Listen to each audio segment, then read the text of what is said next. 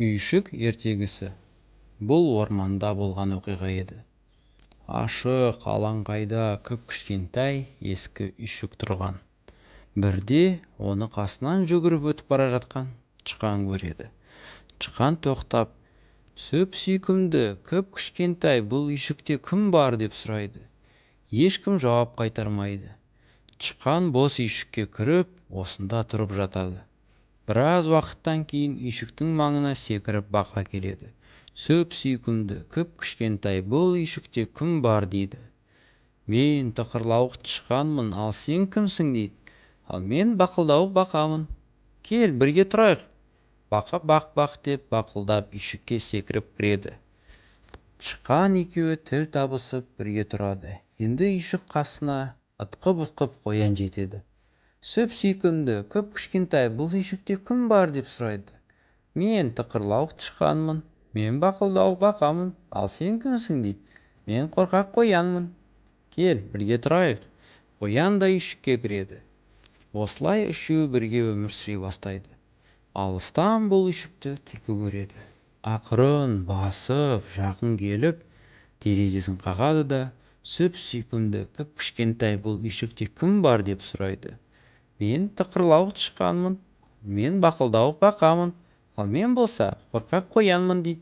"Ал сен кімсің?" "Мен қу түлкімін" дейді. "Кел, бірге тұрайық.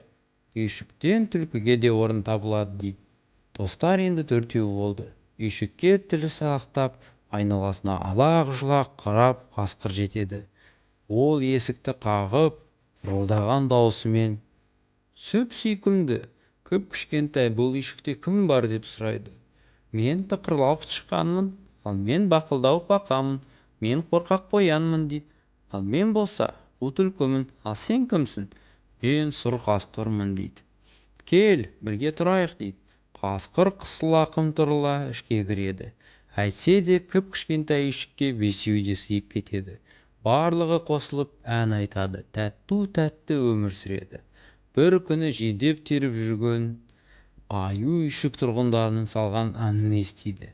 Ол үйшікке жақын келіп, бар даусымен, "Сөп-сүйкімді, кіп-кішкентай, бұл үйшікте кім бар?" деп ақырады. "Мен тықырлауық тышқанмын, мен бақылдауық бақамын, ал мен қорқақ қоянмын, мен қу түлкімін, ал мен болсам сұр қасқырмын" дейді. "Ал сен кімсің?" "Мен Қорбанбай Аюмын" дейді. "Кел, Аю, бірге тұрайық" дейді. Аю ары-бері тырбыңдап үйшікке кірмекші болады.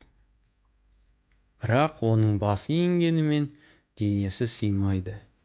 Амалы таусылған Аю айтады, "Ендеше мен үйшіктің шатырына шығып тұрайын" дейді. "Жоқ, сен дәусің, сен кішкентай үйшігіміз көтере алмайды, қиратасың ғой" дейді. "Қорықпаңдар, түк те болмайды" деп Аю олардың сөздеріне құлақ аспай, кіп-кішкентай үйшіктің тұрғындары амалсыздан келіседі. Аю қорбаңдап үйшіктің төбесіне шығады. Сол-ақ екен, ескі үйшік сықырлап шашылып қалады. Тықырлауық тышқан, бақылдауық бақа, қорқақ қоян, қу түлкі, сұр қасқыр барлығы аман-есен үйшіктен шығып үлгереді да, Аюға олар ренжімейді. Қайта барлығы бірігіп, бөренелерді тасып, тақтайларды сүргілектеп, жаңа үйшік тұрғызуға кірісіп кетеді. Осылайша достар өздеріне әп-әдемі жап-жаңа үйшік соғып алыпты. Одан кейін олар барлығы бірге тату-тәтті өмір сүріпті. Сіздермен бүгін болған ертегілер KZ. Басқа да осыдан қызық ертегілерді сіздер ертегілер KZ сайтынан көре аласыздар. Және де біздің каналымызға тіркелуге ұмытпаңыздар. Лайк батырмасын басуға да